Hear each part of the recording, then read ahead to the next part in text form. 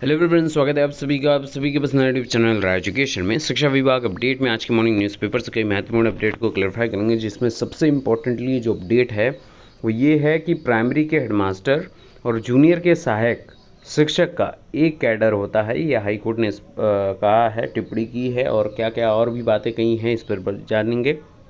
अन्यथा शिक्षक भर्ती से जुड़े 2-3 मुद्दे हैं। शिक्षक भर्ती में नियम अनुसार दिया गया है आरक्षण, कुछ अराजक तत्व जो हैं वो भ्रम फैला रहे हैं, ऐसा विभाग की ओर से पदाधिकारियों का कहना है। और थर्ड काउंसलिंग चयन के 10 दिन बाद भी नियुक्ति नहीं दी गई है, उस पर तकलीफदेह स्थिति का जिक्र किया गया है। सबसे इम्पोर्टेंट बात जो अभी चलन में चल रही है, 11 जुलाई को लागू होगा 2 चाइल्ड पॉलिसी वाला, और एक सुझाव भी दिया गया है कि 2 से अधिक बच्चे हों तो सरकारी नौकरी ना दी जाए, और भी तमाम चीज़ें हैं। और 11 जुलाई को जो 2 चाइल्ड पॉलिसी वाला सिस्टम लागू होगा, उसमें क्या क्या सुविधाएं दी जाएंगी, और 11 जुलाई को ही क्यों लागू किया जा रहा है, जिसमें प्रदेश के मुख्यमंत्री योगी आदित्यनाथ के द्वारा ये शुभारंभ किया जाएगा, उस पर बातचीत करेंगे। तो चलिए वीडियो शुरू करते हैं। पहले इसी अपडेट से स्टार्ट करते हैं, क्योंकि इस मुद्दे पर हमने एक अलग से बात की थी और ये कहीं ना कहीं जिक्र में आया है। तो कहीं ना कहीं ये एक इम्पॉर्टेंट बात है कि हमने जो बातें डिस्कस लगातार हम लोग करते आए हैं, और जो अलग से कुछ पहलुओं पर चर्चा की थी, वही पहलू इसमें शामिल किए गए हैं कि 2 से अधिक बच्चे तो सरकारी नौकरी नहीं। यूपी में जनसंख्या नियंत्रण विधेयक का ड्राफ्ट तैयार है, मांगी जा रही है सबसे राय। 2 से अधिक संतान तो ये कटौतियाँ संभवतः होंगी कि सरकारी योजना का लाभ नहीं मिलेगा। राशन कार्ड में 4 से अधिक सदस्य नहीं होने चाहिए। स्थानीय निकाय पंचायत चुनाव नहीं लड़ सकते, और सरकारी नौकरी में मौका नहीं मिलेगा। कब?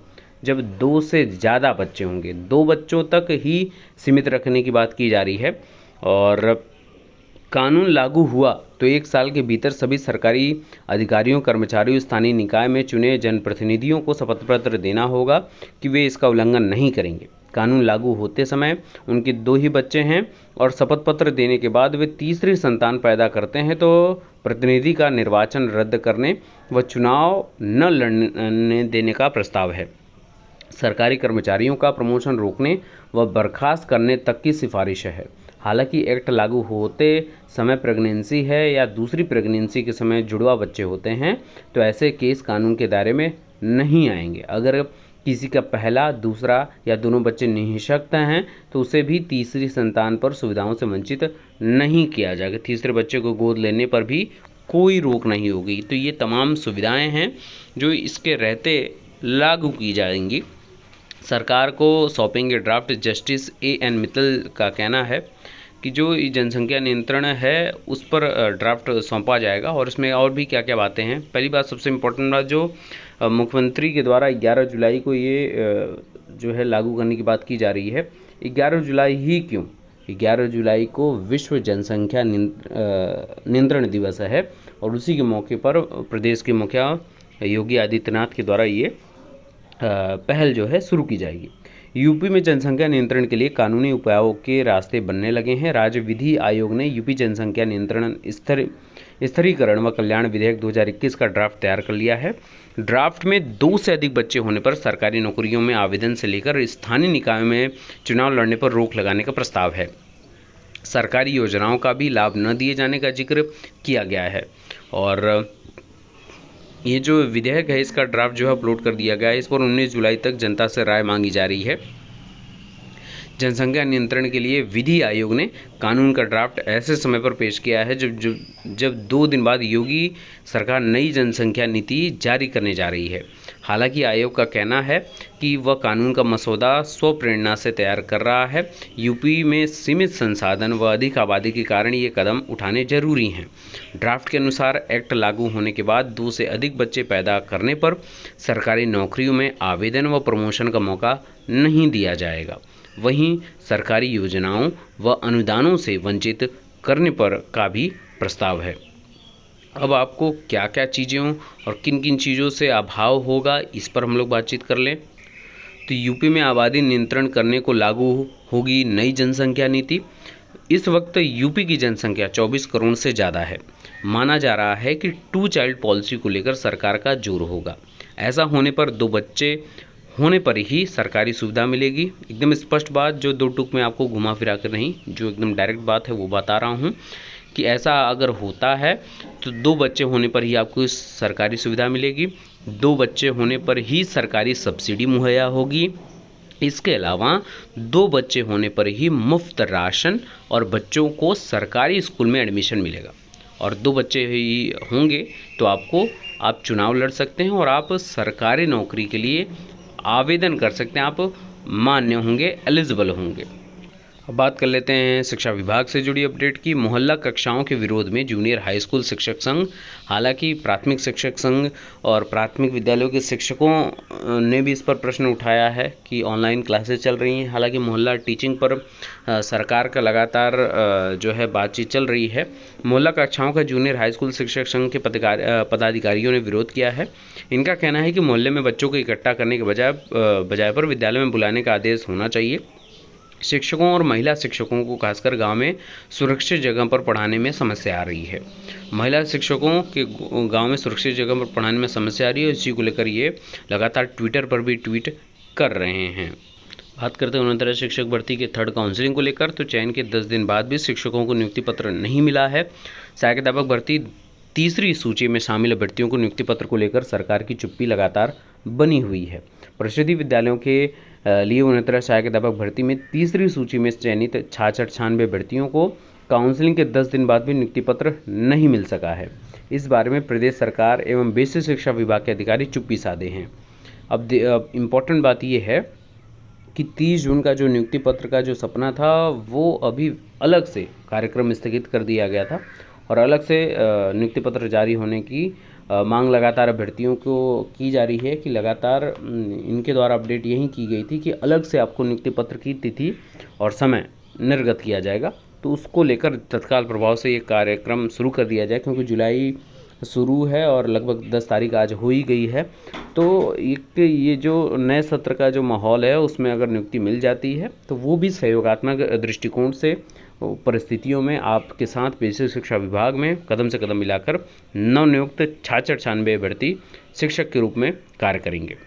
दूसरी जो सबसे ज़्यादा शोर का विषय है वो ये है कि हेडमास्टर और सहायक अध्यापक का कैडर समान है। प्राथमिक के हेडमास्टर और उच्च प्राथमिक के सहायक अध्यापक का कैडर समान, तो आवेदन में पद नाम बदलने पर स्थानांतरण रद्द करने के आदेश पर रोक लगा दी गई है।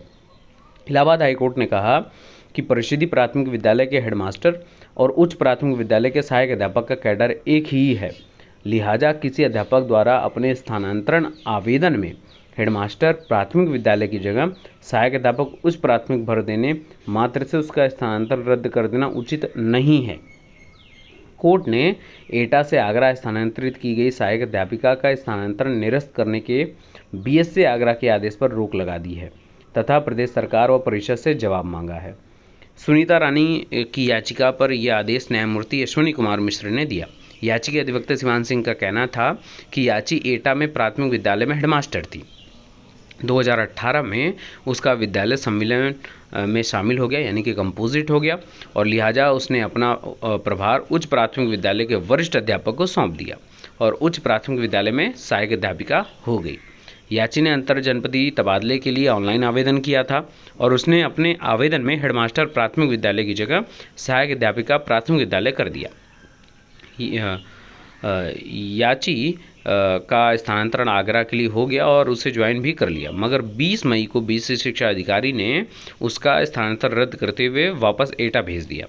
अधिवक्ता की दलील थी कि सम्मेलन में शामिल होने के बाद, यानी कि कंपोजिट विद्यालय होने के बाद, दोनों विद्यालय एक हो गए और प्राथमिक विद्यालय की हेडमास्टर और उच्च प्राथमिक विद्यालय की सहायक अध्यापिका के पद व कैडर समान हैं।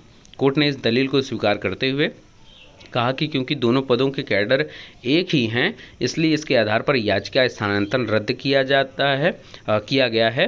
कोर्ट ने बीएससी आगरा के 20 मई के आदेश पर रोक लगाते हुए जवाब तलब किया है और अंतर जनपदीय तबादले के लिए दोबारा किया जा सकता है आवेदन। हाईकोर्ट ने स्पष्ट कहा कि आपको 2 मौका मिलेगा।